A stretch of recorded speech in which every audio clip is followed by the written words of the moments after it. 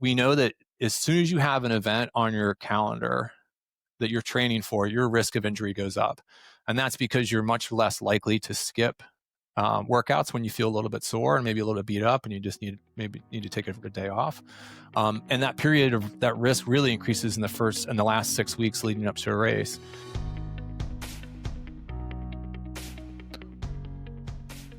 Team, welcome back to another week of Mops and Mo's, another week of being furloughed. Mm-hmm. Day 36 as of the recording of this, I think, correct? Something like that. I haven't been counting. Well, by the time you're listening to this, we'll have already seen what happens when 10% of the airspace closes down. That's going to be, it's going to be interesting. But hey, here we are, a month and some change. And how are you passing the time? How are you holding up? Do you remember like when the government first shut down and we all assumed we'd be back like 3 days later or something? Yeah, it feels like that was the same as like the first week of COVID shutdowns. I was just thinking about COVID today, actually. The pandy. Yeah. I feel like we're reliving a little bit of that as federal Would citizens. you have done anything different if you had known that you'd be 36 days into this? Like kick back, relax. Because there was a time there where they were going to fire everybody. Honestly, my biggest frustration is I thought we were going to schedule a whole bunch of like military guests for the podcast and record a bunch of stuff during the day. Two things have hindered that effort. One, doing media engagements is not accepted activity during the shutdown. And two, Drew somehow didn't become more available to record podcasts. He's like not free to do shit ever. Listen, throw out a time in a day. I'll be there. That is true though. Like I'm thinking about, I've had just as hard a time scheduling recordings with you as I did before. Side hustles. I don't know if I would have done anything different. Maybe travel. It's weird being on like a perpetual vacation, but also not making money while you're doing that. I am semi planning to travel in like 10 days. I have not booked the flights yet, but it's really weird because I either need to I'm either going to be traveling well furloughed or we're going to get back. We're going to reopen the government and I'm immediately going to put in leave and that's going to be awkward. Well, it's that time of year, like use or lose time anyway, you know? I will say though, in terms of like ways to pass the time during the shutdown, now that we are in November, I will shout out Maury's or Tactical Alpinism, as you may know him if you follow his page on Instagram, his November vert challenge. You got to get 12,000 feet to be eligible for a prize. If you get 6,000 feet above that, you get like additional entries. So I've been doing a lot of vert. I just got back from doing the incline for a couple thousand feet of vert today. How much vert is the incline? 2,000 ish. I didn't realize that. Yeah. 12,000 in a month. Is that a lot? I have 5,000 in the last 5 days. So it's totally achievable, and I'm not going that crazy. I'm sure other guys will get a lot more. Were you not furloughed, would it be as easy? I think it would still be doable. I'd just probably be doing more of it on a stair climber. Honestly, there's a chance I would be getting more vert if I was at work because I would take breaks and just go downstairs and get on a stair climber for a while during my workday. So 12,000, 18,000, and you get an extra entry. 24,000, you get, what's the prize? I honestly haven't looked at the prizes. I'm probably going to tell Maury to like not count my name on the list of entries because I'm just here to like promote his challenge. Down the road. But it's like all climbing gear, outdoor gear, or whatever. Sweet. Good for him. Active on the Discords. Maury. He is active on the Discord. He also has his own Discord if you want to join that. Oh, interesting. Didn't know that. Okay. Well, I mean, transition wise, you haven't left me with much. I mean, speaking of, I think our guest would probably be down for some vert heights. Yeah, that works too. Vert. Sounds like gnar. He's actually, Maury has had to make some specific modifications to the challenge for those who lived in like vertically challenged areas where they don't have like mountains nearby and have to get their vert other ways. I was going to ask, like, what if you, Well, you'll hear it at the beginning of the episode. Our guest coming up here just relocated from That's true. A very vertically blessed location to a vertically challenged location. Tell us more. So our guest this week is Dr. Rich Willy. He's a new associate professor in the PhD program in the School of Health and Rehabilitation Sciences at The Ohio State University. I just said The Ohio State because he put it in his bio. New as of like a week before. Very we recent. Right? We discussed that. Not to say he's a new professor, though. Clarifying. No, just new to Ohio State. New to Ohio State, yes. He holds a PhD in biomechanics and movement science from the University of Delaware and a master's in physical therapy from Ohio University. He is a licensed physical therapist with over 2 decades of clinical and academic experience. His research focuses on the biomechanics of running-related injuries, bone stress injuries, and rehabilitation strategies for tactical and athletic populations. Dr. Willy has authored more than 80 peer-reviewed publications and book chapters, and his work has been featured in high-impact journals like BJSM, the Journal of Orthopaedic and Sports Physical Therapy, and the American Journal of Sports Medicine. Dr. Willy contributes to clinical practice guidelines, a couple of which I checked out before we recorded this, but especially for patellofemoral pain and running injuries. He is a frequently invited speaker at national and international conferences, including symposia for the U.S. and International Olympic Committees, NBA teams, and sports medicine meetings. His research has been supported by the DoD, as well as APTA Orthopaedics, among others. Current projects include optimizing load carriage biomechanics, developing sex-specific training interventions. I think I was glancing at one a minute ago that was about a ruck better designed for female soldiers, and advancing wearable technologies for injury prevention and rehabilitation. And he did not include it in the bio he sent to us, but I will say he and his wife also run Montana Running Lab, a hugely valuable resource curating the best clinical evidence for athletes and rehab professionals. And towards the end of our chat here, we'll talk a bit about some of the resources available there. Yeah, and they're keeping the name despite having relocated to Ohio. Yeah, it's still going to be Montana Running Lab because that sounds way cooler than Ohio Running Lab. Way sexier. Listen, I'll be the first to say that I got excited recording this. I was excited in the post-show discussion. But didn't get excited until we got on the recording because you honestly had no idea what this episode was going to be. Well, it was about running injuries, right? But I think what I quickly realized, Drew texted me like an hour before recording. He's like, "Who's this guy? Who's talking to?" I don't know. I'm in my own little corner of H2F, but across all the branches, all the embedded performance, like running seems to be running and deadlifting are like the two common boogie people. And what was exciting about talking to Rich, and I said as much, was that he basically has, in my opinion, done a fantastic job translating his research around running injuries to actual like practical applications. So much so that you and I, and we brought him in on this by the end of it, but you and I, as the conversation was going on, were like typing back and forth to each other about you could turn this into an algorithmic tool that people could use. Like, I experienced this, ipso facto, I should do this, and this. And that's really, I think that's exciting because that's really all that anybody's looking for. It's not run technique classes. It's not massive existential like interventions. It's literally just, you're feeling this type of pain, do this thing. And this is what the research supports. And here's what we think is the best solution. So I did get excited because, it was one of those conversations that feels very applicable. And I know I say this every time we have these conversations, but it seems to be working. So I'll keep saying it. If you hear this episode and you have questions, we can bring Rich back. So I know we did that with Brian, another kind of injury conversation. This was slightly different, but if anything comes to mind, send it our way and we'll bring him back on. We'll talk to him about it. So I have a feeling we will hear more from Rich. I hope we hear more from Rich. Just like a good dude. And if you're a physical therapist listening to this and need CEUs, highly recommend checking out his stuff.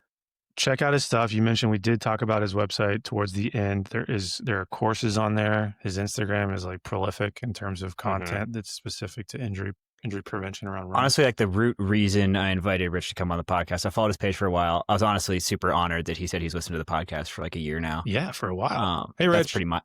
Hey, thanks for listening. Thanks for listening, man. But Drew often asks, like, what's something you've doubled down on? What's something you've changed your mind on? And some of Rich's content has changed my mind on several things when it comes to running. Running surfaces stuff, impact forces stuff, where the forces that are most relevant to injury discussions come from. And we dive into all of that here because I think it's super useful. For sure. Action-packed. So without any further ado, enjoy. Might ask is As a launching off point, I'm gonna give you a tough one to start with. Is running dangerous? Is running dangerous? I don't think I've ever been asked that question before. Should we all stop doing it? Well, it certainly creates a lot of musculoskeletal injuries. There's no doubt about that. The injury rate for running injuries, depending on how you define an injury, and can range anywhere between, on average, between about 30% of runners up to 79% of runners will get injured on an annual basis. I think probably most people settle on the statistic of 50% of runners will experience a running related injury in a given 12-month period. So, and that's not, I'm not just splitting the difference. There's actually a paper that I think is a very good one that uses well-defined and well-accepted definitions of what a running related injury is, has come up with that number. 50% of all runners will experience some sort of musculoskeletal injury. Now, is it dangerous? I would say no. And I would also say too, that when you compare it to other epidemiology type papers when it looks at injury. So one of my favorite ones to contrast it with is CrossFit. So you'll often hear CrossFit advocates, will say, well, CrossFit has a lower running or lower injury risk than running does. And because of that, CrossFit is a better activity for you to do. But when you read the paper, it goes back to that, how you define an injury. And so the way that they define an injury in CrossFit in the CrossFit literature is if your training in CrossFit, participation in CrossFit has been interrupted for 2 weeks or more. And the running injury literature, we define it as if your run training has been interrupted for 3 days or more, or you've had to seek care from a medical provider. So the threshold for what we define as an injury is quite important when you're reading that literature and saying, like, is it dangerous or is it not? So that's the musculoskeletal side of things. I think otherwise, I think the overall health benefits of running are well known, and I think not everybody wants to hear them, but running is quite a healthy thing for you to do. It's and I really like, listen to this podcast, so I really like the message that you guys have, and that's that, like, for instance, I've heard you guys say that, like, tactical athletes are they need to be very strong aerobically and also have a strength component. Basically, the aerobic basis is really what seems to reduce risk of experiencing a musculoskeletal injury in the military, for instance. And so, and of course, that's all based off, a lot of that data is based off the 2-mile run time or some sort of aerobic test like that. So, so there does seem to be some protective components to it.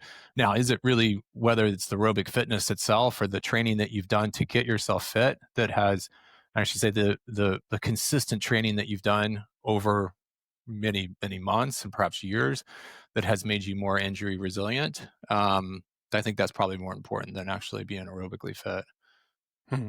Can I ask, I mean, the definition of an injury certainly is important, but when you say 50% of all runners experience an injury in a 12-month, like, what is the definition of a runner, quote unquote? Because I'm thinking, like, literally everybody at some point kind of goes out and runs, you would hope. But, like, research wise, what is a runner? Does that make sense?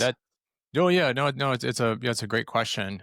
I think that most literature would describe someone who is a habitual runner as someone who is running 7 to 10 miles per week or more on a regular basis, and for at least 3 months. That's typically, I think, what most people would consider to be a runner. So, so I think that's typically how it's defined when you look at the running injury research. Yeah, that's I a good never even question. thought about that. I never even thought about that until you started laying it out. I was like, wait a second, what is a runner? But okay, that makes sense. Mm-hmm. Yeah, I mean, for us with our work, that's the threshold that we use. We ask for people in order to qualify for studies, they have to be consistently running for at least the last 3 months. I don't mean running around a soccer field or a basketball court. I mean like actually going out for a run, and running at least 10 miles per week would be our qualification criteria. And I think that that's important because there's a lot that occurs, for instance, in the first 3 months of running, and we see that running biomechanics kind of naturally evolve over that time period when someone begins a running program, and they start to reach a bit of a steady state after that time period. So the getting past that 3 month threshold, I think, is pretty important. I think it's important to distinguish between a novice runner and someone who's got more experience as well, because we know novice runners have 2 to 4 times greater risk of experiencing a running related injury than someone who's an experienced runner. So we are going to get back on track with the running questions in a second, but I noticed this like seconds before you came on the podcast. Did you just move from Montana to Ohio? I did. I did. I'm not stalking you or anything. Are you okay? Like with like, how are you handling that? Well, it's funny. It's funny you say that because today is it's the first like kind of cool day in Ohio, and I was like, oh man, it's cold, and it's kind of that first day it gets a little bit cold. You always get a little bit grumpy, just because I tend to do more stuff outside when it's warmer weather. But like back in Montana, so it's the end of October. Back in Montana, they've already had snow, and for several weeks they've had at least risk of snow or chance of snow, and they've had some snow where I lived in Missoula. So why am I not at the University of Montana anymore? Well, I was there for a little more than 8 years, and I love Montana. So I have lots of friends there.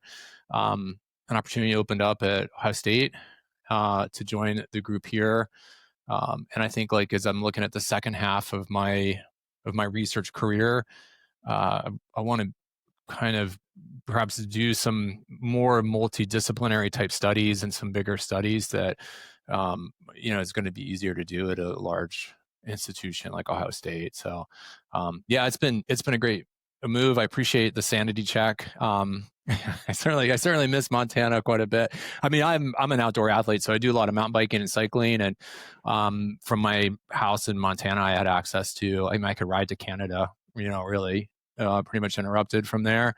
The wildlife is certainly a lot more threatening in Montana, so there's always that extra excitement component when I go out for a mountain bike ride. But Ohio's pretty great too, so I'm excited to be here.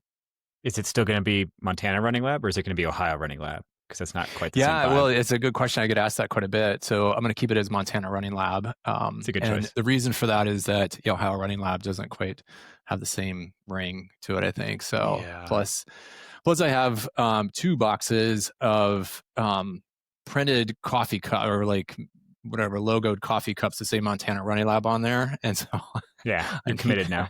I'm really committed. And I think the way I like to think about it is that the inspiration for Montana Running Lab came from when I lived and worked in Montana, and I still have an affiliation with the University of Montana, and I still work with a lot of athletes who live in Montana. So I think that the link there is still authentic. I don't think I'm posing as a Montanan. At least, so, you have lived there, so you have that going. I have lived there, yeah. And I also will go back every summer. We have a Department of Defense grant, and I'll go back in June for the next 3 years for work that also is based out of California, which we'll go there after I'm in Montana for a week or so. So, sweet. Well, speaking of having Department of Defense funded research, I'm curious because I've learned a lot of stuff from your content that feels contradictory to what's treated as common knowledge in the military. So I'm trying to turn this into like a coherent question, but it's less about what's the DoD funded research, and it's more about how do we bridge the research to practice problems in the DoD of like getting the knowledge people like you are finding as the result of funded research and moving it into like how the military approaches running, how the military approaches load carriage, how the military approaches rehab from injuries from those things. How do we get the stuff you've found into the hands of the folks that are like at the ground level, running workouts, running clinics, helping do prevention stuff?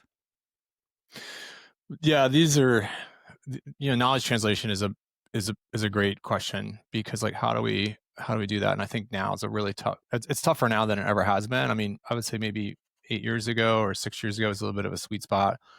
There weren't so many influencers, I guess, like on social media, that you were getting a lot of conflicting messages, and so I think now it's hard, and I think people's attention span is a lot less as well, and so like on our social media page on Instagram, which is the only place I really post anything, and I really should branch out a little bit, but that's where we put all of our stuff. Is I try to stick with a very simple visual message, and I only do like one slide. I don't do like multiple ones that people have to thumb through, and I try to make it something that at least I think is intuitive when you look at it. And so I've had the opportunity to go do some training with some rehab providers with different units.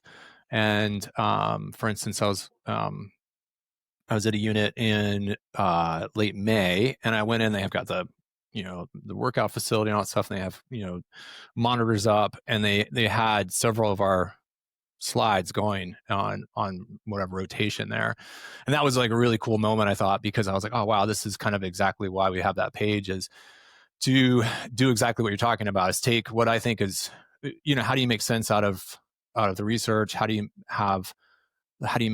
connect the dots between lots of different papers and research findings, and make it into something that is actionable, not just for the clinician, but also for the runner or the soldier, to hopefully reduce their risk of injury or recover from an injury better, and hopefully not get that injury again, because we know that the number one risk factor for getting an injury is if you've had that injury in the past. And so, and I think that probably comes back to the fact that those underlying risk factors haven't been addressed. I think we probably have a lot to learn about how we rehab these musculoskeletal injuries, and I think there's certainly a lot of room to grow there. So, yeah, I would say education is the best way. I think really, I do a lot of work in professional sports too, as far as from a consulting standpoint. And I always think, frankly, it comes from leadership, as far as like emphasizing culture of having a high performance model, if you will, and working together as a team, and education is a really big part of that, not just across all users, both educating, above where you are, and also the folks that you're serving, I think is really important. So, I don't know. I think if you're a healthcare practitioner like I am, I'm a physical therapist, and I'm also a researcher. But before I started doing this whole research gig, I think like staying on top of the literature was a real challenge. And I think coming up with a real strategy on how you're going to, stay abreast of the latest and research findings, I think is really important. And the last thing I'll say about it too is that it's really important to understand. This is one of the things that every time I get frustrated a little bit with, oh, now it's this instead of what it was. You kind of hit on this a second ago. Like this is counterintuitive or counter to what I already know. And you have that kind of like cognitive dissonance, kind of knee-jerk kind of feeling, which makes us kind of cling to beliefs that we already have a little bit more. You kind of ask yourself, well, why am I having this emotional response to this? And and take a deep dive into why that might be, and always be questioning yourself, and understand that science by nature is self-correcting, and it's also incremental as well. And so it's okay that we know, a decade ago, we were prescribing shoes based on foot type when it came to running injuries. And now we know that that's totally bunk, and it's okay. And I was one of those people. I was prescribing shoes based off foot type and putting people in stability shoes or a cushion shoe or what have you. And of course, we don't do that at all anymore. But it's easy to kind of be hard on yourself for that. But now we know better. And I think it's important for us to make sure that we leave some of those outdated beliefs behind quickly. But we can't forget them either, because there are a lot of people that are still going around that maybe haven't gotten that message. And it's important to be able to be respectful of people who maybe still have a perhaps a belief or a practice that we've started to move away from, and not necessarily tell them why they're wrong, but tell them why something else is right. Because if you tell someone that they're wrong, they're immediately going to shut down and not really listen to you anymore. And so that's one of the things that we also emphasize, like on how I do education and on all the infographics that we have, is that I really tend to focus more on, well, I don't necessarily say like this is wrong. Instead, what I say is this is the right, or this is what we understand now. And hopefully people will kind of go, well, this doesn't kind of jive with what I know, and that they'll kind of come around to that idea after some time and some reflection. I'll ask like a slightly more targeted kind of version of that. You did a paper, let me get the name of the co-author here. You did a paper with Chris Napier a few years ago where you said most running injury prevention programs fail to reduce running injury rates, and in the case of advising on running biomechanics, may actually increase the risk of injury. Given that like running injury prevention is such a hot topic in the military space, can you talk about the state of that field? And like, given that the paper's, I think, 4 years old now, have we gotten any better, or is that still your assessment of the field? No, that's still the case, 100%. And in fact, when we wrote that, we were basing it off some findings on, basically what they did was, this is a series of studies that came out of Northern Europe, I think it was out of the Netherlands. And that, a lot of people run there, and they have a very good health model to support that. And one of the things that they were doing was like they were trying to prevent or reduce the risk of developing these running related injuries. And so they gave everybody kind of like just wholesale generic advice, like you should become a 4-foot striker, for instance, or you should increase your cadence or step rate, or whatever term you prefer. You should, stretch or do strength training or what have you. And one of the things that was really interesting in that was that the people that adopted the running biomechanical changes, they actually experienced more injuries than the people who ignored them. So then this research group, they're very smart. I think they do wonderful work. They were like, okay, so now we're going to actually make it focused to certain people. And they were like, if you've had a history of a certain injury, in this case, let's say knee injuries, you should adopt a 4-foot strike, because that's going to shift loads away from your knee. And that's going to reduce your risk of developing that knee injury again in the future. And again, they found the same thing, that group that changed their running biomechanics actually was injured at a higher rate than people who either ignored it or weren't told to change their running biomechanics. So yeah, I would say that, look, we all run a certain way, and it's based off our own injury history. So maybe you've had an ACL reconstruction and you've kind of adapted to that injury in the past, from your past, from where you were before that injury. Or your anthropometrics are different than, I don't know, Kipchoge's or someone like that, who's, built a lot differently than the average American, And so I think that, you should run with a way that's comfortable for you. Number one. I think the other part too, and I said it earlier, and that is that as we run, we tend to self-optimize. We naturally arrive at our most economical running style. That's a very natural process. And the only way that that's going to happen, you can't force it. The only way that that's going to happen is to run more and to run consistently. And so running economy improves as we run more. And one of the things that kind of naturally happens for a lot of runners is they tend to have a higher cadence, and they tend not to spend as much time on the ground. But it does seem like the best way to kind of go about that is just let that happen naturally, rather than kind of force feeding it on people. Team, this episode of Mops and Mo's is brought to you by Train Heroic. Train Heroic is a reliable, well-designed platform for programming, tracking, and communicating with athletes. If you've been with us for any length of time, you will know that Train Heroic is the platform that we use to power our own training, long and strong, which you can find at our website, mopsandmos.com. If you're looking for a solid platform to support your own coaching, whether it's your full-time role or a side hustle, Train Heroic is definitely worth checking out. You can use the link in any of our show notes, you can find it in our newsletter, or you can head to our website, mopsandmos.com/training to get your first week for free. So as you're speaking to this, what comes to mind to me, specific to the embedded kind of human performance model that Alex and I live in? Alex, you may disagree, but I would argue that the most common thing we hear is deadlifts are going to hurt my back. The second most common thing we hear is running causes the most amount of injuries in our unit, whatever. And it seems as though the solution then is to create technique classes or do drills, or we're going to basically change the way people run under the presumption that that will solve for the injury because everyone's inexperienced or blah, blah, blah, blah, blah.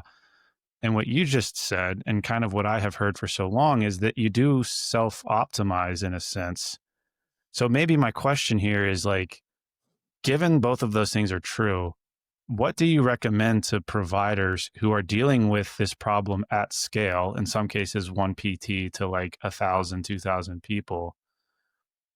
The common cultural mindset is running is going to be dangerous, it's going to create injuries, whatever. Like, how do you right that ship so that we are spending our time wisely, reducing injury risk, but also not wasting everyone's time doing like running drills, if that's fair? Yeah, no, I think that's $1 million question, is like, how on a mass scale can we reduce the risk of, running related injuries? And I think that there are a couple of things that have been shown. There's some preliminary evidence that I think that seems to reduce it. And there's actually a great paper just came out this past week that looked at shoes. And it was a really cool randomized control trial, and the participants were blinded to the type of shoe. So the shoe, this group of researchers out of Luxembourg partnered with a shoe company called Decathlon. It's not very big in the United States, but it's really big in Europe. And Decathlon made these very specialized research shoes for them, where the shoe, when you look at it, looked exactly the same across the 3 different conditions they had. They had like a very soft shoe. They had a kind of a medium, like stiffness shoe, and then a kind of a much firmer shoe. And the upper was the same too. So when you're looking down at the shoe or looking at from the side, you really couldn't see the difference of the shoe. So everybody was kind of blinded to what the properties of the shoe. And one of the things that came out was that the shoe that was the most comfortable for that person reduced their injury risk. And whatever shoe felt comfortable for one person might be a shoe that feels not comfortable for someone else. And so it's very subjective. You shouldn't just say everybody needs a cushioned shoe. Really what you should say is find a shoe that feels most comfortable for you, that kind of feels like it doesn't need a break-in period. And that's probably the right shoe for you. And that's been shown in a couple different studies that seems to reduce your risk of injury. And same thing too with foot orthoses too. It was a really nice paper several years ago, but it was also this one was in the military. And they had different foot orthoses, and they allowed recruits to pick the orthoses that was the most comfortable for them, and then another group, just everybody got the same foot orthoses, and the individuals that were allowed to choose the foot orthoses that was the most comfortable for them, they had the lowest injury risk. So footwear comfort seems to make a big difference, and I think that makes sense because we know that if something is uncomfortable, it increases the metabolic cost. We tend to like co-contract. We tend to kind of tighten up a little bit more. And we see that too with even like rucksacks. So like if you have a rucksack that is like less comfortable, like carrying comfort is really important, because carrying comfort, the more comfortable a pack is for you, and maybe perhaps the better it fits you from like an ergonomic standpoint, it's going to reduce your risk of developing some sort of musculoskeletal injury. So carrying comfort when it comes to packs really matters, and shoe comfort matters a lot when it comes to running shoes. So that would be the thing that I would say when you're looking at like what's your kind of low-hanging fruit. It's there. Now, there are a couple studies have been done looking at, hey, can we do some sort of strengthening program to prevent musculoskeletal injuries? And without fail, those studies have shown that you can't do that in that study design. And I think that that's the key part, though, is like within that study design. So, a really kind of classic study that a lot of people point to and say, look, you can't prevent running-related injuries, is a study that was done based around the New York City Marathon. I think this paper came out maybe 4 years ago. And they had people that signed up for the New York City Marathon, and then they randomized them to a group that either got some sort of like strengthening program, I'm going to put it in quotations here, strengthening program, or the group that didn't get it. And then they compared the risk of injury in it. And they found that there was no change in running related injury And I almost want to say that they found that the strength training group maybe had a higher risk of injury, and it is very, very slight. But you got to keep in mind too, and there's some parallels here with the military, and that's that the same time these people have suddenly or started doing a strength training program, a lot of these people suddenly started running a lot more, and they also started running a lot longer and a lot more frequently. And because they were following a training program, we know that as soon as you have an event on your calendar that you're training for, your risk of injury goes up, and that's because you're much less likely to skip workouts when you feel a little bit sore and maybe a little bit beat up and you just need to take a day off. And that period of that risk really increases in the last 6 weeks leading up to a race. So we've got this already this thing that's happening where it's very risky, and this person's already kind of pushing the envelope, or these subjects are already pushing the envelope on how much they could adapt to a new training stimulus. And then you're throwing another type of training stimulus on there, and there were a lot of different body weight type exercises and so forth. So I think there's a lot of flaws in the literature on how can we prevent musculoskeletal injuries. And so we'll talk about stress fractures just real briefly. And that's that we know that you can improve bone strength, you can improve bone mass, you can improve bone density. It takes time, and it takes about 9 months from the onset of a training stimulus for that new bone to fully mineralize and fully gain strength, which means that if you're going to prevent a stress fracture during basic combat training, that person should have started doing their strength training 6 to 9 months ago. And there's a really nice paper out of the Marine Corps that looked at females, and they found that if females were lifting heavy weights for 7 months or longer before the first day of Marine Corps training, they had a 4-fold lower risk of developing a lower limb bone stress injury, which encompasses stress reactions and stress fractures. If they started strength training, they knew that they had to report in the next 5 months or 4 months or whatever. Anything less than that had no effect on their injury risk whatsoever. So it really takes time to really reduce that. So if someone is saying, let's throw the kitchen sink at these injuries, I would say that the time to do that was really 9 months to 12 months ago. Yeah, rather than that day. And if you're going to try to do something, then the best thing to do is probably some sort of footwear, and that's going to be probably the easiest thing you can do. I guess so. I have 2 questions have come out of that organically, and the first one I want to ask is specific to the biomechanics and the argument for, I suppose, technique adjustments, what have you, forefoot strike to prevent knee pain, blah, blah, blah, blah, blah. Have you, when people make those changes, do they subsequently reduce run volume and then ramp back up? Or are they does run volume not change whatsoever? And that's why we tend to see injuries, which we then associate to changes in biomechanics. I don't know if that question makes sense, but if somebody's running 30 miles a week, we change their biomechanics, we change their run form, they get injured. We accredit that to the run form. But what they didn't do was bring that volume down and then rebuild with that new form the way you might, and in any other pedagogy. I mean, does that make sense? No, yeah, 100%. Are you going to pull back, reduce your volume while you're really shifting some biomechanics around? Yeah. Yeah.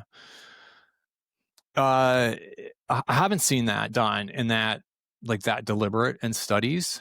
But there was a study by Bishop that looked at minimalist back when the minimalist shoe craze was going on, and they basically did that. They randomized people to a minimalist shoe group versus a control group, and the control group kept running in their preferred running shoe, and the minimalist shoe group, they continued running in their preferred running shoe, the shoe that they had habitually been training in, and they gradually, over the course of 16 weeks, replaced the volume with their new minimalist shoe until the end of these 16 weeks. They had transitioned over to this minimalist shoe.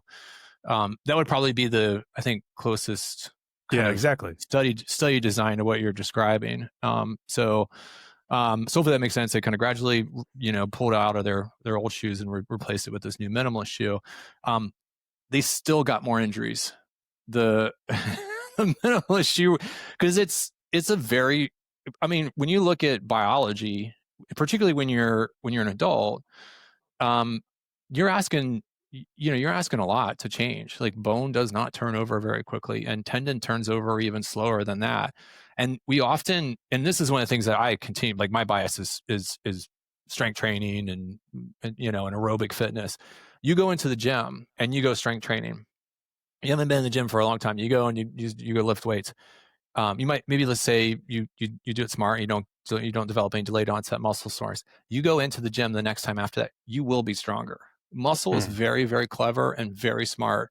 And muscle has this kind of, it's a dominant kind of synergism, if you will, with tendon and bone. Like we need tendon to attach to muscle, because the tendon will transfer that muscle force to the bone, and then the muscle then is attached to the bone as well. And we need the muscle needs the bone because it's needs a place for anchor, and it also needs the bone for levers. And so all these things kind of are, in other words, when you are contracting a muscle, it's going to do a lot more than just strengthen the muscle. It's going to also strengthen the tendon and strengthen the bone. The problem is the muscle adapts far, far faster than the tendon and then the bone. And so you've got these lagging kind of adaptation to the load that's going to occur. And that takes a lot longer than 6 weeks, 3 months even. Like I was saying, bone doesn't really fully mineralize until you're 9 months after you've really started a program. And that's why being really consistent is one of the most important things that you can do. And so I work with like a lot of athletes, particularly high school, like cross country teams. And I this is a question I get from a lot of groups, like, hey, what can we do? I said, well, just get through the season and then let's talk, because the time to put a prevention program into place is not then. What you can do though is you can really think about it from a training load standpoint. And so, endurance athletes, they probably have a little bit more flexibility than perhaps in the military. But exposure to high loads, it's the high loads that will get you in trouble every time. It's not typically the distance, the volume that gets you. It's the high loads. Now, when you put high loads on top of high volume, that's a real recipe for developing musculoskeletal injuries. So I guess the other question I wanted to ask you, and before I step away from the beautiful point you made about adjusting technique, if a provider has like an hour with a unit, and the traditional thought is, let's do a run clinic or let's do a technique class, is that time better spent just taking those soldiers out and running and doing it under observation and just like accumulating more volume? Or what would you say to the person who would argue that like we should fix their form, basically? Because I think a lot of senior leaders hear that and it makes sense to them. Let's fix their form, we'll fix their injuries. Yeah. I think it's a really kind of thought-provoking question. Like, how would you go about it? I mean, I would say let's say the most effective thing I think you can do, and this is of course why we do science, because you would want to go and test this, is I would go down the line and ask people, tell me about the injury that you've had in the past. And then I would have, and we know that there are going to be some really key injuries that are a lot more common in the military, right? We basically have, someone's had like patellofemoral pain or kneecap pain. That's a really common injury. And we can give that person, we could probably make some key recommendations for that individual that might reduce their risk. And it would be not the one thing. Like there's no one thing that's going to change that injury risk. It would be probably a cluster of different things. Like, how can you control your loads when you're rucking, for instance? How can you be a little bit smarter about how you're carrying that pack? Also, we can talk a lot about like when you put like 1 kilogram or 1 pound or whatever unit you're using into your rucksack, how is that going to affect your knee loads? And then you can also talk about how you're walking with that load. Of course, avoiding like a long step length would be really important. You could also think about like foot orthoses or something like that for like a foot and ankle injury. Like you've had a past history of like Achilles tendinopathy. I would be really careful with that person about boot fit. Is going to be something that I would care a lot about, or shoe fit, because we know that, for instance, the insertion of the Achilles tendon is very prone to what we call insertional Achilles tendinopathy. And that's because we've got too much pressure on the tendon. And so you can develop a tendinopathy there. So if someone's had an Achilles tendinopathy in the past, I would be very careful about boot fit, shoe fit. I would probably put them in a higher drop shoe. And then I would be very careful about faster running would be the big one, because we know that faster running in particular really increases the risk of foot and ankle injuries. For knee, it's downhill running. And so that would be the thing I would, if I were going to work with those people, I'd say, okay, you've got a past history of knee injuries. When you're going to go downhill, it's going to be really important that you use a very specialized technique for the way you go downhill. If you've had a foot and ankle injury, it's uphill. We're going to make sure that we go uphill with a certain technique. But those things need to be very, very individualized for that individual. Because if you give everybody a one size fits all, and I know that's what we all want to do all the time, is it's probably, you're probably gonna have, it's gonna wash. There's just gonna be a wash that's gonna occur there. But when we think about these injuries, it's never that one thing. And a lot of these injuries have really important psychosocial factors behind them too. And so one of my absolute favorite studies, and it was actually the very first paper that I'm aware of that used wearable devices to try to quantify training loads and trace them back to some sort of injury. And this is in the Israeli Defense Forces. There's a really great group that does a lot of long history of bone stress injury research. I'm talking like 30-year history. Charles Milgram is the head of that research group. And they use basically a very simple activity monitor and actigraph. And they also looked at some psychosocial measures. And from connecting the dots, they pulled some questionnaires out of the Brief Eating Disorder and Athlete Questionnaire, the BETA-Q. And the BETA-Q asks questions such as, do you feel others have place a high emphasis on your performance? Do you feel responsible for others? Do you think your coach, and this for the athletes, or in this case they changed it to commander, thinks highly of you and your performance? And it also asks about what's your perceived stress levels. Those people that scored high on those questions, not only did they exercise more vigorously, but they also had more untrained or more unplanned training volume. So they tended to do extra training. And those are the people that got the stress fractures. So you can't just sit here and say, oh, I'm going to give that person some strengthening exercises. It really kind of gets back to, look, we've got a training plan, and you got to follow that. And doing some extra training, particularly when you're kind of like right at the edge of the razor with what your body, with what your body's going to be able to adapt to, that can really push you over the edge for those injuries. And like I said, it's very different based on the injury.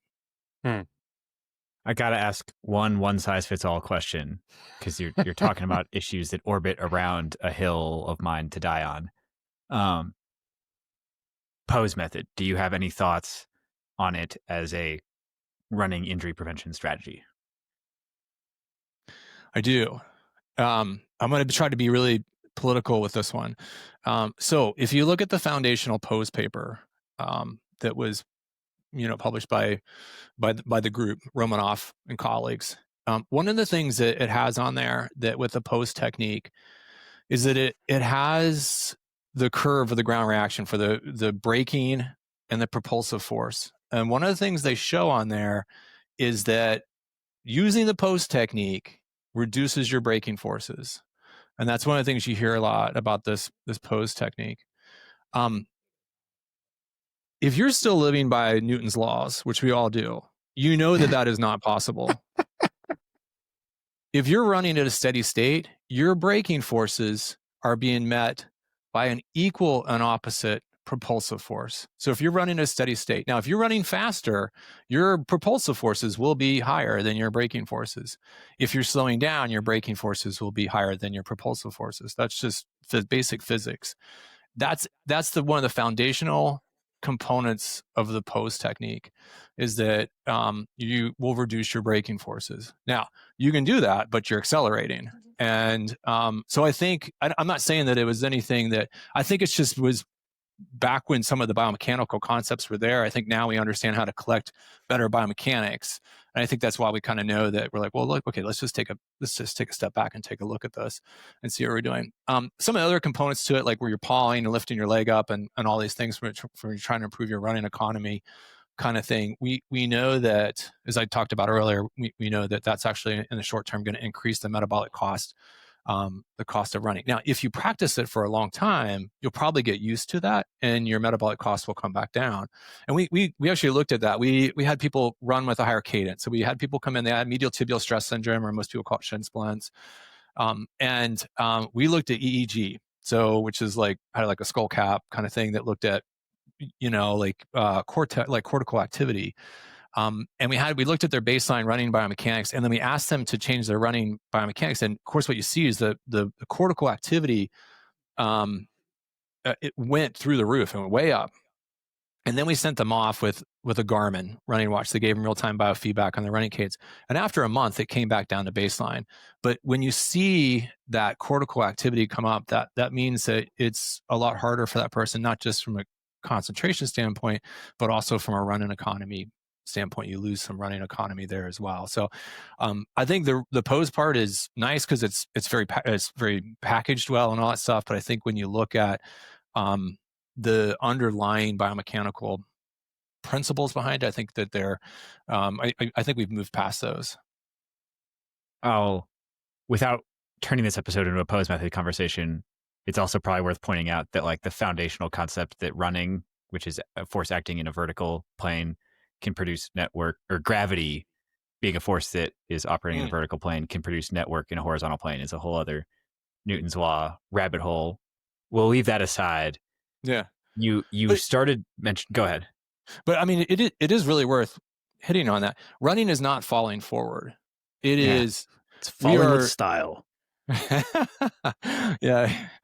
Maybe for some, I would say at this point in my life, I would say that it's gotten to be that. But no, but really running is you're basically hopping. You're basically just hopping down the road.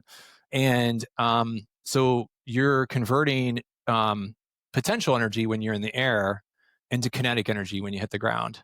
And so when you're doing that, that's what you're doing. So you're storing release energy in your elastic structures. And so like your Achilles tendon is this amazing energy storage and release device that it returns about 35% of the work during like when you're actually running. The iliotibial band returns about 15% of the elastic work that's being done. And so these are great energy storage and release devices, and they're passive, so they're tendons, right?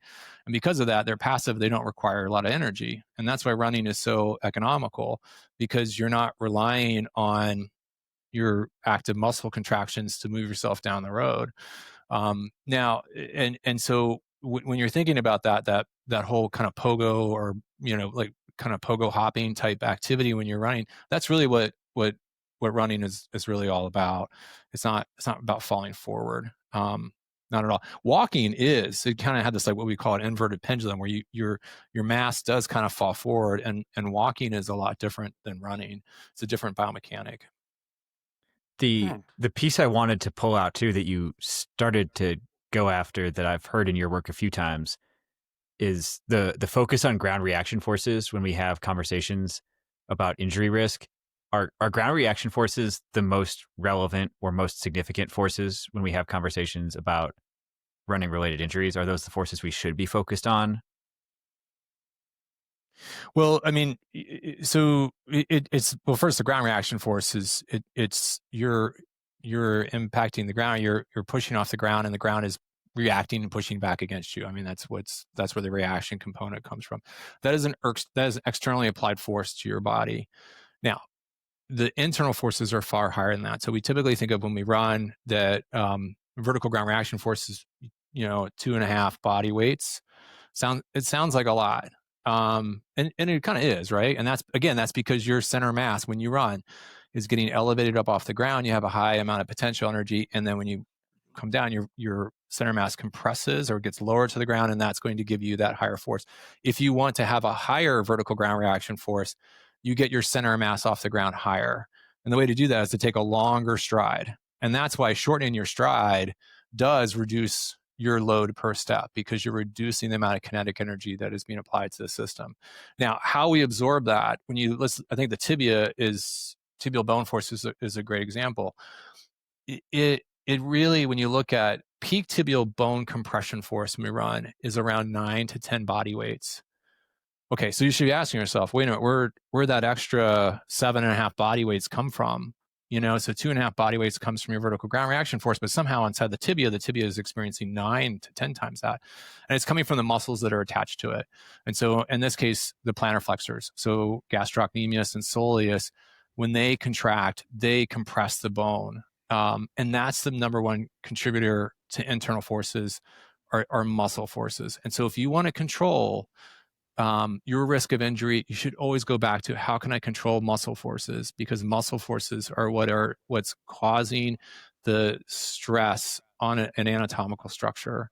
And that's something you can change, and you can shift those muscle, how you're, like what anatomical structure is getting emphasized more by footwear or gradient. So if you're going uphill or downhill, your speed can matter a lot too. Those things really matter. But at the end of the day, it always comes back to your muscle forces. And if you can control those muscle forces, you're going to be able to control your risk of injury. Now, we used to think it was impact forces, and that might be what you're getting after, this idea that we need to reduce those impact forces. So let's go back to the tibia, because I think that's a really great example. If you want to run softer, what's one of the easiest ways to run softer? Grass. Okay, grass. What else? What would be something else? How about running technique? What's a running technique you do? Oh. Run softer. I would not lift my feet as high. I'd probably be slower. Yeah, you'd be slower. Yeah. Okay, there we go. So because your plantar flexors are responsible for two parts of running. Number one, they're responsible for supporting your vertical mass, but also for your step length. And so by running slower, you're not going to be pushing off the ground as much hard to get your propulsive force. And because of that, your tibial bone forces are going to be lower. Okay, so that's one that you're a step ahead. But what a lot of people have done in the past is they want to reduce the impact forces. They might cue you to land softer, or even more, cue you to adopt a forefoot strike pattern. So they say, we're going to have you land with a forefoot strike pattern. Yeah. Okay, 100%, that's going to reduce your impact forces. However, have you ever tried landing? I take it you both run.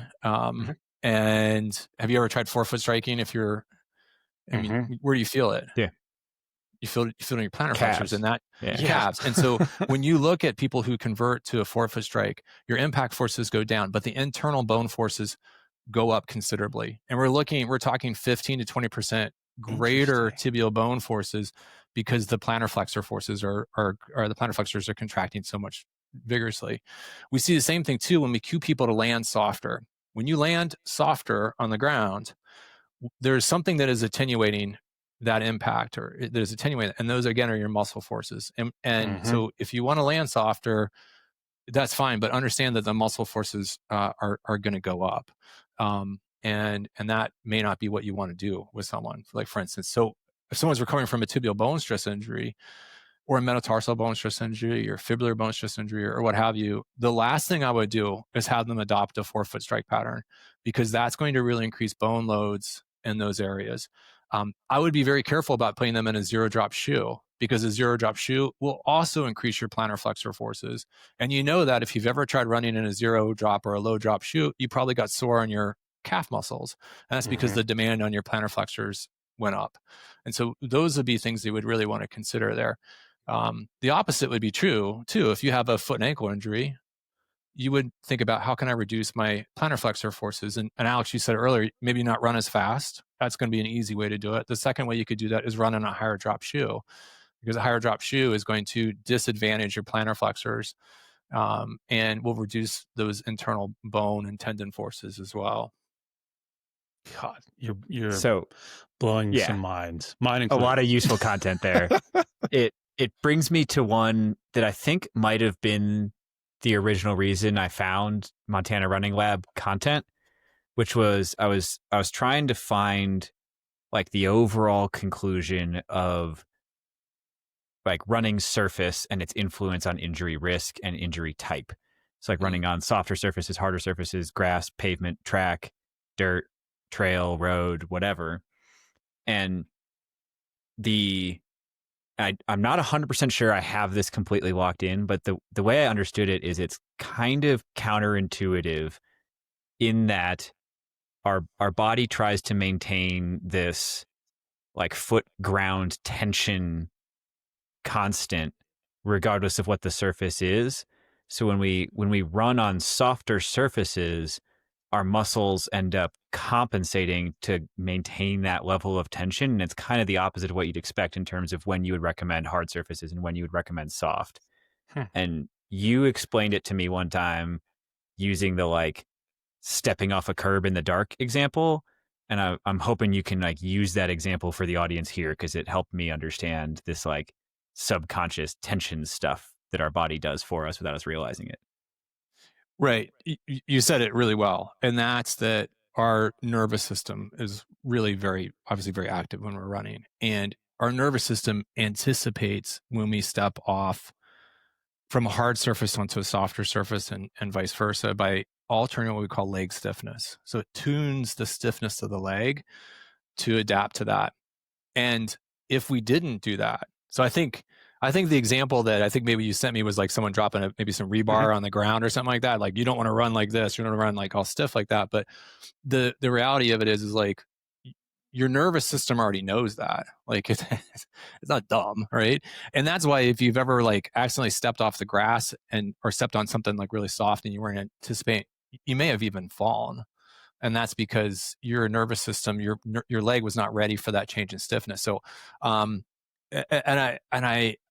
probably going to butcher this story, but someone who's got a background in performing arts knows this quite better. And so Cirque du Soleil, if you've ever seen Cirque du Soleil, this is kind of really famous kind of example of that.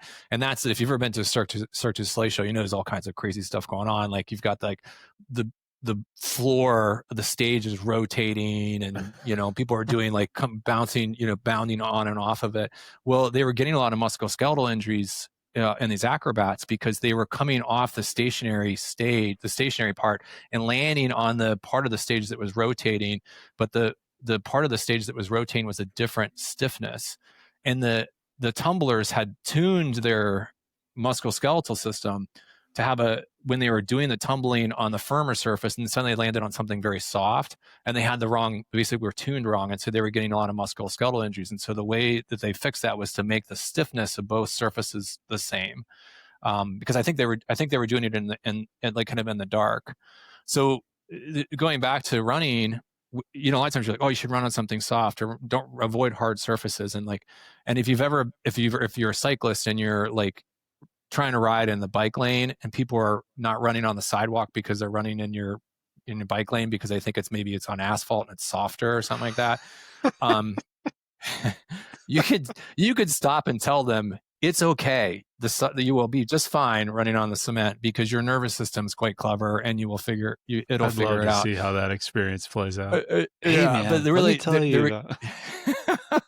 I'm joking, of course. But the reality of it is that the evidence is quite clear. And that's the biomechanical side of it. The evidence is quite clear, though, that running surface does not increase your risk of developing a running-related injury. You can run on pavement. You can run on cement. You can run on a track.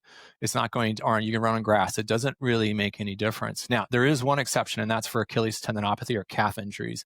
If you've ever had Achilles tendinopathy or you've had a calf strain, you know that running on something very soft, like running on sand, is very, very hard to do. And in fact, that will create some symptoms for you. And in fact, that is with older runners. One of the things that happens when we land on something soft, we tend to stiffen up, right? We tend to stiffen, if you can kind of think about that. And the way to kind of think about this is if you imagine jumping off off a chair or something like that. And then you land on like a hard surface, you're going to kind of attenuate that load, right? Or if you land on a stack of pillows, you're going to land a little stiffer. And that's kind of what it's like running on sand or running on a soft trail or something like that. The problem is that the plantar flexors have been compromised and they can't generate that level of stiffness.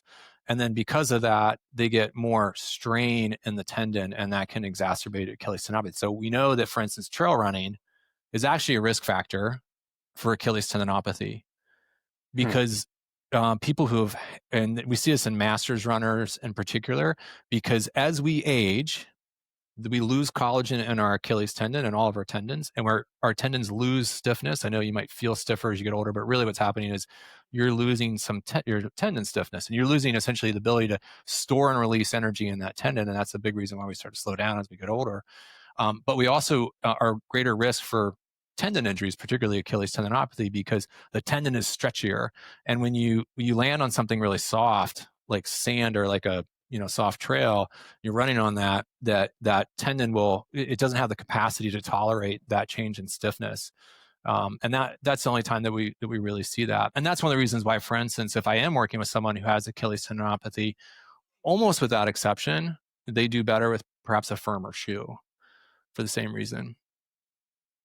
Is there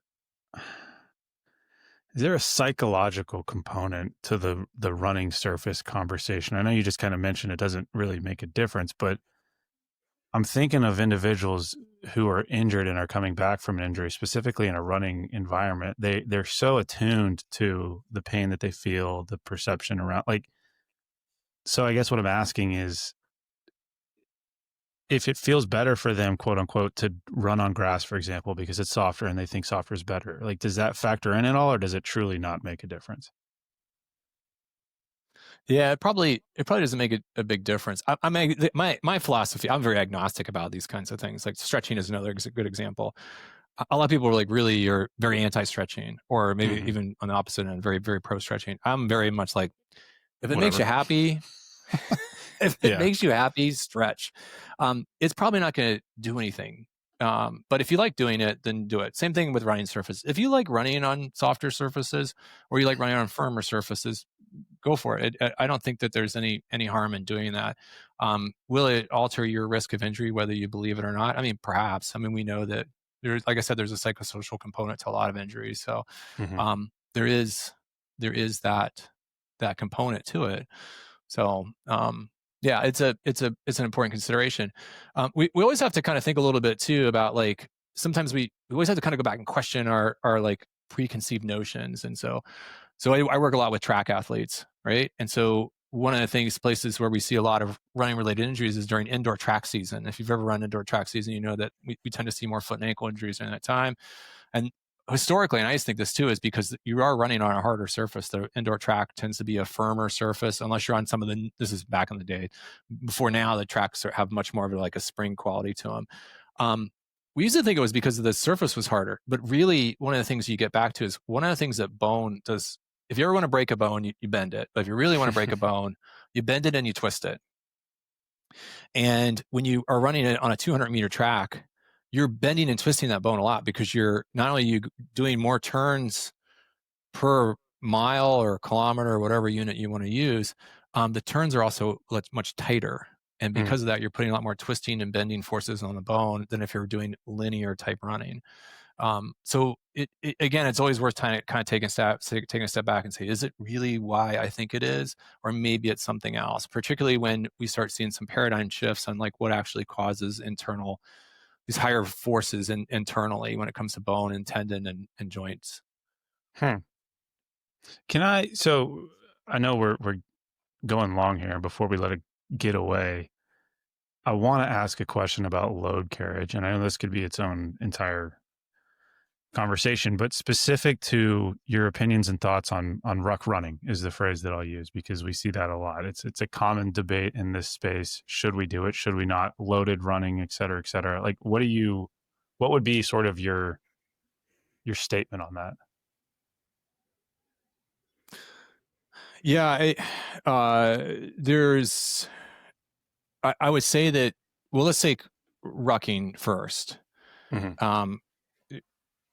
There's an important, and I'm not in the military and I haven't been, but I know there's an important psychological component to doing it. So we can't take away from that. But when we look at the actual training stimulus, it is probably one of the least efficient ways to train that type of capacity, just from a physiological standpoint. I think it was Rob Orr's group out of Australia that did a really cool randomized control trial. And they had a group that did and there were a lot of components into what they did, but they basically did a low volume, high intensity training program. And I want to say that the strength training that they did had plyometrics in it. This is in the military, I should say, in the Australian Defense Forces. They did a high intensity strength training program. They had plyometrics in it, and the load carriage training they did, they actually ran with a load, and they ran with a little bit more load than what they would be typically asked to do. So the load was quite high, but they made sure that they kept the volume very low. And that's kind of where you see a lot of benefit, is when you keep volume low but the magnitude quite high. You basically expand your capacity so you can go further, if you will. So I don't necessarily, I would say that it's definitely one of the riskier things that you do, but if you have a group that is well trained and is not going to go too far, I think that that's going to make a lot of sense. How you run with the load matters too. So like, for instance, we published a paper looking at just doing something very simple, like adopting a slightly higher running cadence when you're running. We looked at running with 15 kilograms, which is not much. It's like 34 pounds of load and a weight vest. And by running with just a 7% higher cadence, that reduced the load per step almost back to the level of if you weren't running with the load at all and using your normal stride length. So being very careful with that kind of stuff can be very helpful, and the training stimulus is quite good. But that's very theoretical, and I'm leaning on that randomized control trial. The other thing too that came out of that was the injury rates were lower with that Australian paper. And I'm happy to provide the citation for you guys maybe after the show. Yeah, sure. But the performance was much better too on physical testing after, when they got done with it, rather than the more traditional kind of, we're going to do a lot of ruck marching and some traditional strength training type activities. So the intensity can be very helpful. Now the flip side of that is that intensity is what's going to get you injured most of the time. And so loading intensity is really important. And I think that this is one of the concepts I always come back to a lot, is that if you increase your load by 10% per step, whether that be load you carry in your backpack or what have you, the amount of damage that can occur, that will cause to a tissue, is not 10% more damage. It's actually an exponential increase in that. And if you want to use some like simple math, you can use like a factor of 5. So like a 1% change in your load increases the tissue damage you're going to experience by 5%. And the opposite is true too. If you reduce the amount of load that you're carrying, it'll reduce the amount of damage you're going to occur by 5%.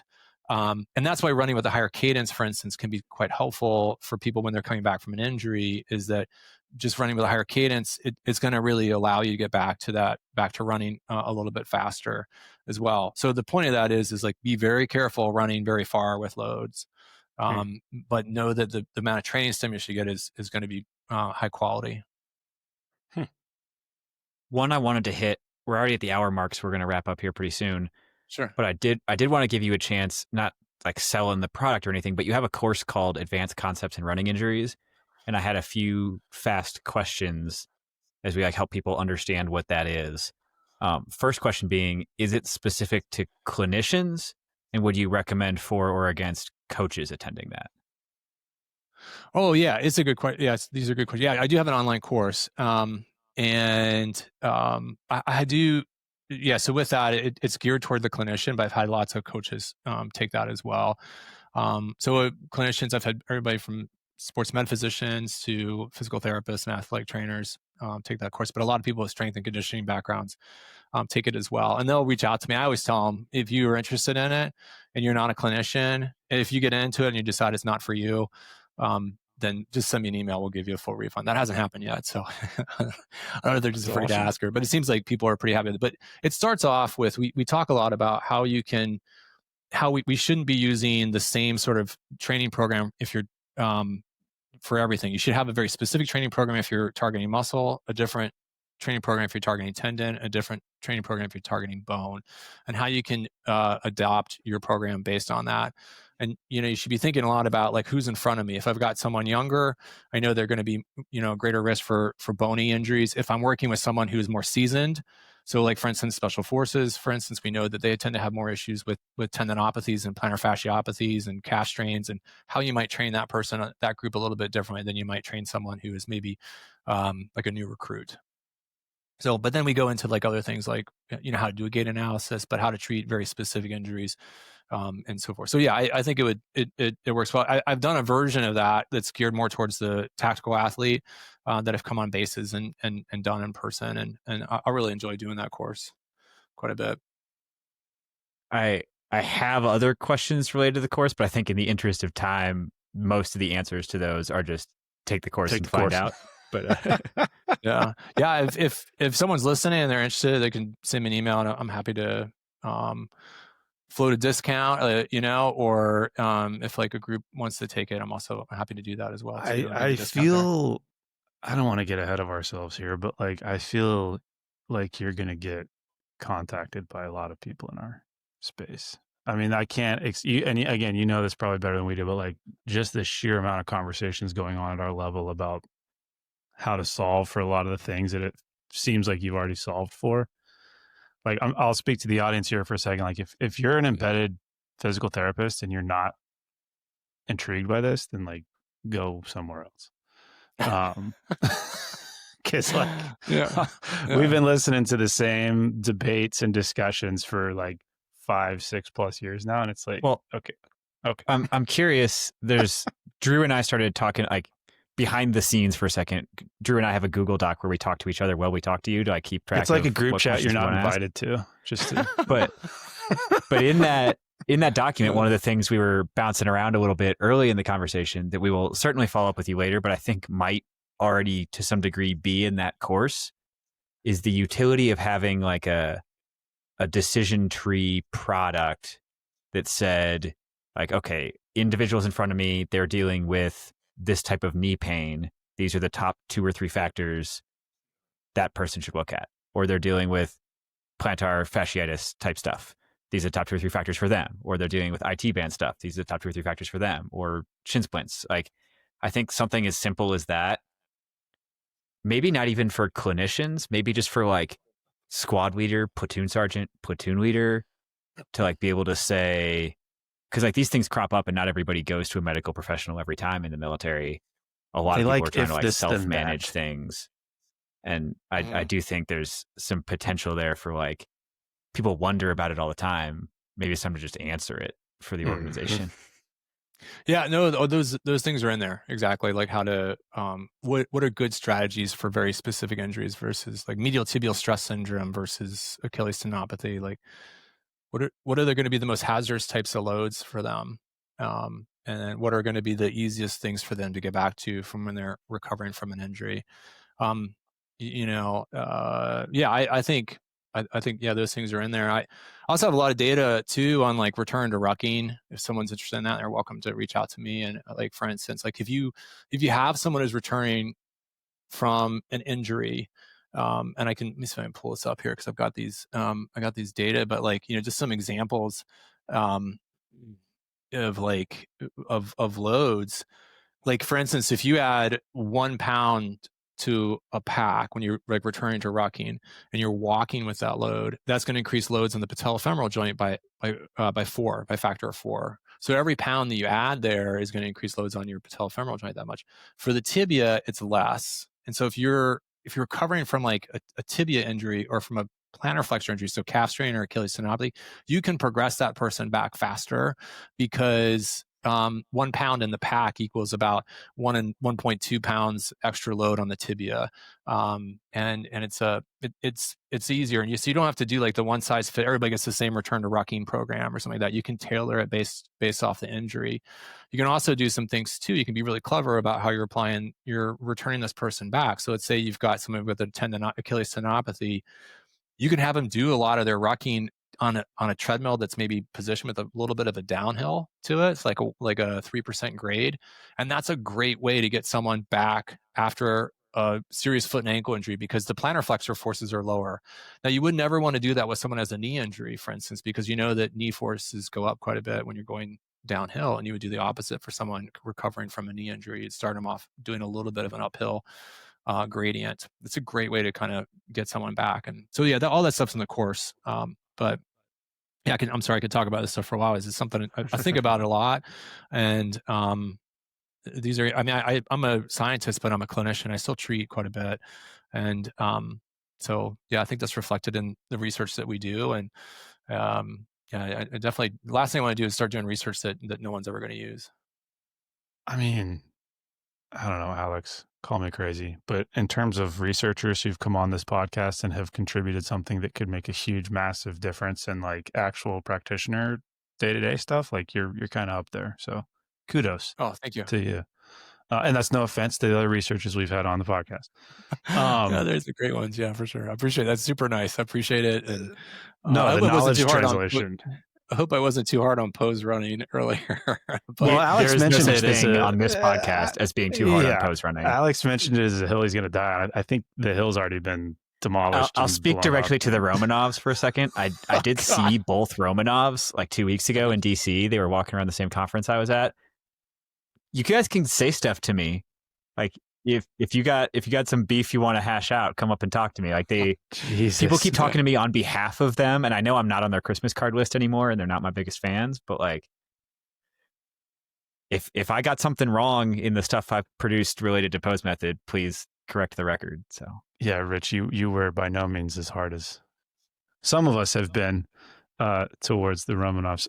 Okay, now back to the scheduled programming. Before we let you go, I want to ask you, and I don't even know if this is like an answerable question, right? Because it has to do with paradigm shifting and all that kind of thing. But like you mentioned the shoe fitting example as a massive kind of change over time in terms of here's what we thought was correct. Now here's where we're at now.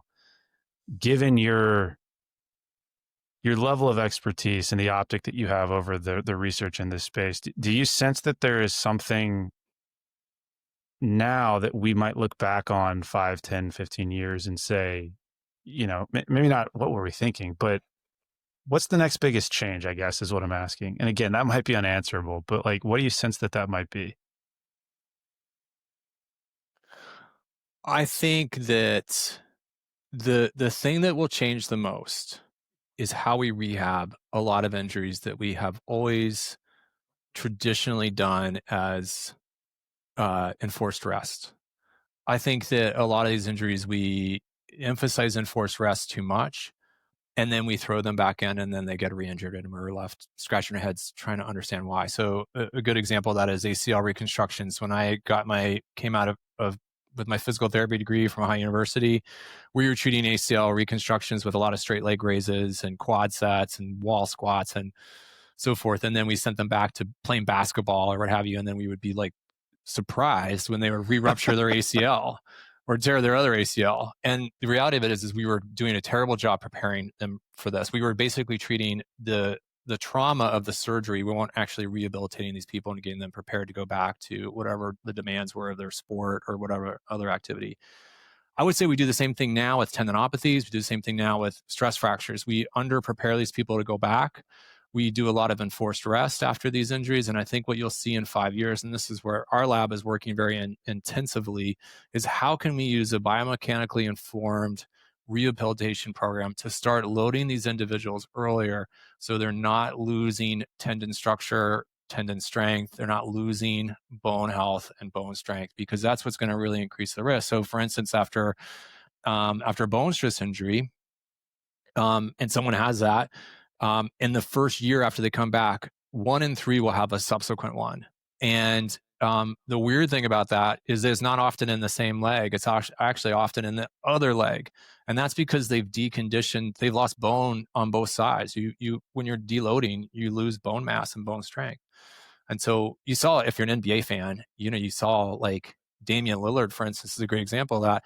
He was out playing basketball for a bit last year because he was on blood thinner. So he wasn't playing, he wasn't exercising at all. Then he came back in and jumped right back into playing at the NBA level, which is very explosive, very plantar flexure driven, and then ruptured his Achilles. And that's such a great example of that. Like, I'm not saying that injury could have been prevented, but that's a great example of we probably deloaded that person was probably deloaded excessively and then came back to very high loads. And then everybody was like, oh, we've got this Achilles tendon rupture epidemic in the NBA. And you might say the same thing too with whatever athlete or person you're working with too. So I would say that's probably going to be the biggest change is we understand these internal loads so much better now. And I think we'll be able to come up with much better training programs that are going to be very much more informed by science rather than like, oh, I think we're going to do time. They just need to deload for 6 weeks and then we'll start throwing them back into whatever they're doing. They need to get back to. Man. Okay. I'm going to have to stop it here because otherwise I'll have you on here for like 3 more hours. Thanks for hanging out with us, man. This has been awesome. Oh yeah. Super. Yeah. I love talking this stuff. So yeah, I could probably, there will be more questions. Always feel free to reach out. It's been a real pleasure, and it's been great too. Like I said, I listened to his podcast, and it's one of my favorites. So it's been great. I was really excited to get the. I was really excited to get the invitation. So it's definitely a different one because normally I'm on a lot of running ones, so this is a good one to be on. There we go. Not necessarily geared toward the endurance runner per se. Man. All right. Well, thank you. Thank you. Hey team, welcome to the after show. And I'm going to kick this off first and foremost by saying you have our contact information. Send in all of your questions. I'm hoping that there will be many. I am of the opinion that Rich basically just solved for the entirety of embedded military human performance is like run related injury discussion. I don't know where you stand on that. I tend to get excited after we have these types of conversations, but before we got on this podcast, I was doing a guest speaking thing talking about resilience stuff. And a theme of the presentation I gave was to probably not overpromise. So I think saying that he solved the whole running related injury thing might be slightly aggressive. That's fair. We shouldn't overinterpret research results like that. But no, you know what? I will overinterpret. You can underinterpret. No, I think, and I said this, I intentionally asked this question about technique classes because I know, and I'm not discrediting providers that do that because I think it makes sense, right? Like high rate of injury related to this thing. How do you solve for that? Let's teach people how to do it better. Boom. But we've heard it now multiple times and he stated it pretty clearly tonight. Like that's not the right way to go about it. And we do actually have the right way to go about it. And sure, you could go take his course, but also just, check out his social media. He's putting a ton of content out. I have learned a ton from Montana Running Lab content. Yeah. So sure, he's in Ohio now, but like he's still Montana in his heart. I don't know. I'm rambling. What are your thoughts? No, I think there's a decent chance in the near future, depending on the feedback we get from listeners, that we might be inviting Rich back for a follow-up episode to answer other questions we didn't get to in round one. Mm-hmm. I also think there's some potential conversations we might have to have in other work capacities about like getting people access to the course. Yeah, I think there are a few conversations here that span a few of my different hats that I wear, where follow-up might be of value to help. Like we asked the question during the episode, right? Like most running injury prevention programs fail. Why? What can we do different? And I think that's the next step. Yeah. And I just real quickly, because I know we say this a lot, but like team, if a guest or a conversation resonates with you and you have questions, send them to us, please, because the more input we get, the more likely we are to bring someone back to then literally ask them those questions. So I know oftentimes you listen to podcasts, you're hearing an expert talk about something and like they exist very far away, but like we have conversations with these folks after recording about the potential of bringing them back on. And a lot of that is dictated upon or predicated upon how engaged the audience is in wanting to learn more about the thing. And I think running injuries, more so than maybe anything else, are very, very important to this space. So I don't know, public service announcement, whatever, but there it is. Cool. Anything else? No? Now looking forward to the feedback we get on this one. I think I'm going to go for a run. It's a good idea. Awesome. See you guys next week. Bye. Hey, Alex, let's cover our ass real quick. Oh, great idea, Drew. All right, guys. The views and opinions expressed in this program are those of the speakers and do not necessarily reflect the views or positions of any entities they represent. Thanks for tuning into this week's episode. Before you go, please rate and review the pod on the listening platform of your choice. You can also visit us on our website at www.mopsinmos.com. That's mops, the letter N, mos.com. You can check out the library of podcast episodes, our latest blog entries, any helpful resources, and also sign up for our newsletter. Drew nailed it. Just to underline a couple of things, the podcast entries have in-depth show notes on the website. So if you missed anything or you want to read any of the research we talk about, it is all there. You can, at the bottom of the website, sign up with your email and receive future updates from us. The blog posts go a little bit more in depth in kind of written form on a couple of topics we get questions about all the time. But most importantly, I just want to ask all you guys, our best way the word gets out is absolutely word of mouth. So tell your friends, tell the people you work with, anybody you think would find it useful. Thanks for spreading the word. If you have any questions or comments, feel free to shoot us an email at either Drew or Alex at mopsinmos.com. Or there's a contact form on the website. Thank you.